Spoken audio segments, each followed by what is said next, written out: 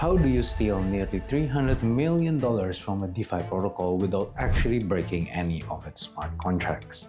Well, on April 18, 2026, a group of attackers did just that, draining $292 million from Kelp DAO. The attacker, believed to be North Korea's Lazarus group, found a way to make the protocol lie to itself. This event is a massive wake-up call for the entire crypto space, and it changes how we think about security and about Oracle security as well. First, let's get everyone up to speed. Kelp DAO is what's known as a liquid restaking protocol. In simple terms, user deposits their Ether, and in return, they get a liquid token called RSETH that they can use in other DeFi applications. That RSETH is supposed to be backed one-to-one by the Ether that's locked up. The attacker targeted the cross-chain bridge that moves RSETH between different blockchains, a bridge built with tech from a project called Layer 0. What happened next was, well, pure chaos. In less than a minute, attackers were able to mint 116,500 RSETH tokens that had absolutely no backing, worth a staggering $292 million. The contagion spread almost instantly because this new essentially worthless RSETH was being used as collateral on major lending platforms like Aave.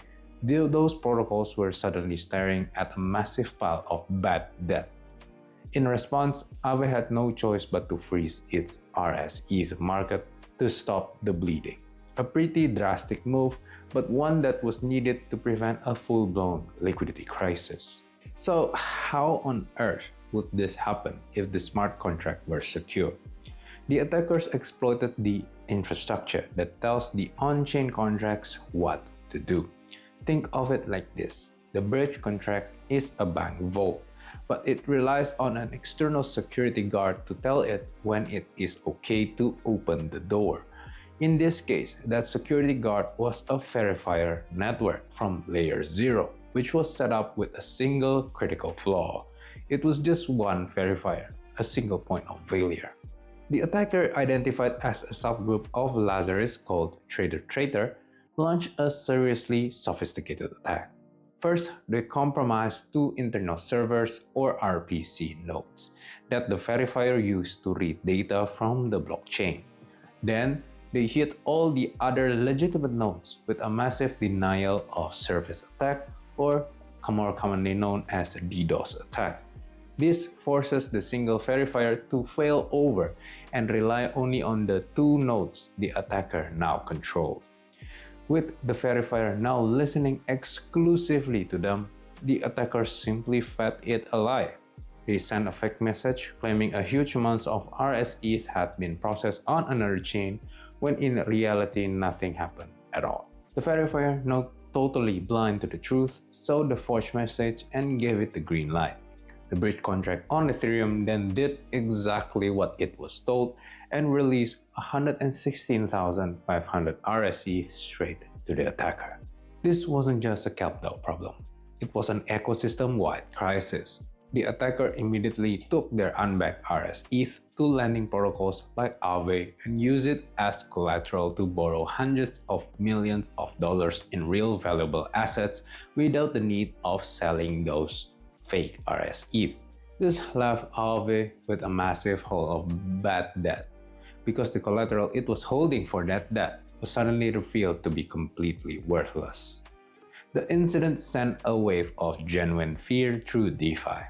It was a harsh reminder of how interconnected these protocols are and how a single point of failure in one project's plumbing can cause a flood for everyone else. In a controversial but decisive move, the Security Council for Arbitrum, a Layer 2 network where some of the funds were moved, voted to freeze over $71 million of the stolen asset to try and contain the damage. But if you watch my other video, you know what happened to those 71 million of stolen assets, right? Go check it out after watching this video.